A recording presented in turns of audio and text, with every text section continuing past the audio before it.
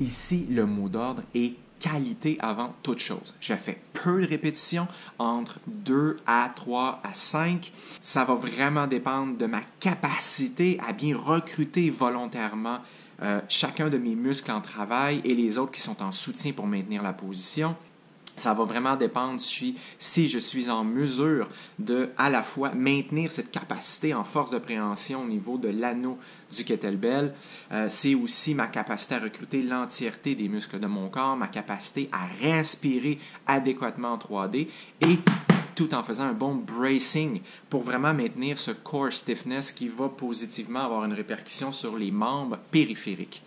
Et donc ici, c'est peu de répétitions, très haute qualité. J'en ne suis pas ici à bâtir de l'endurance, de la résistance. C'est vraiment d'arriver à travailler sur cette capacité en contrôle moteur volontaire et surtout, c'est également une activité qui me permet ici de voir où j'en suis en termes de perception corporelle, où j'en suis entre mon côté droit et mon côté gauche en termes de qualité de l'exercice. Je peux vraiment voir une grosse différence entre les deux côtés.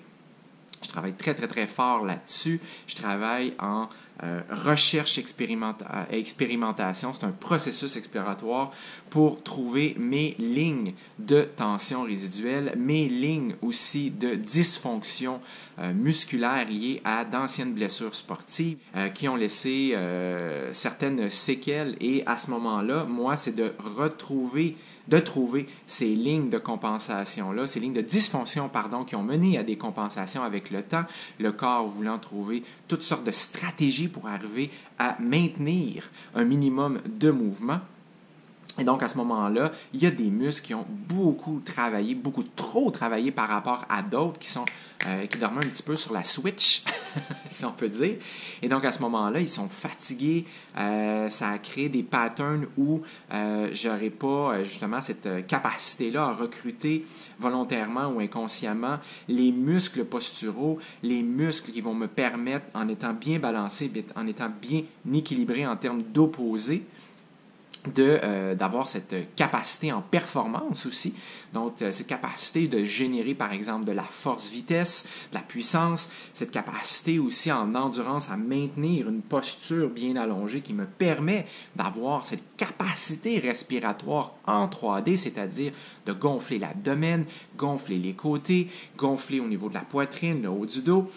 Et donc, c'est cette capacité d'arriver justement à avoir cette résilience musculaire, cette capacité en contraction musculaire volontaire et en retour, cette capacité de relaxer le muscle.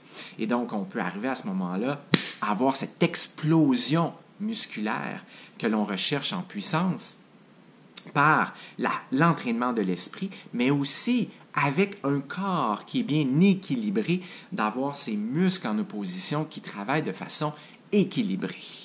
Tout ça pour dire que cet exercice me permet tout ça. C'est un exercice formateur, éducatif, qui me permet de savoir où j'en suis, développer certaines qualités physiques que je recherche, d'avoir cette humilité, disons, en travail du corps et de l'esprit, voir qu'il y a toujours quelque chose qui peut être fait, il y a toujours sur le chemin de la perfection, il y a la parfaite imperfection, c'est-à-dire on tend à aller vers un geste de plus en plus à ce qui nous semble, selon nos sports, selon nos désirs, nos besoins, nos objectifs, qui ressemble à ce qui pourrait être dit une perfection. Mais pendant cette aventure, on se rend compte que justement, il y a toujours un petit tweak ici et là qu'on peut faire en sorte qu'on améliore le dit mouvement. Je vous souhaite de bons entraînements, de belles expérimentations.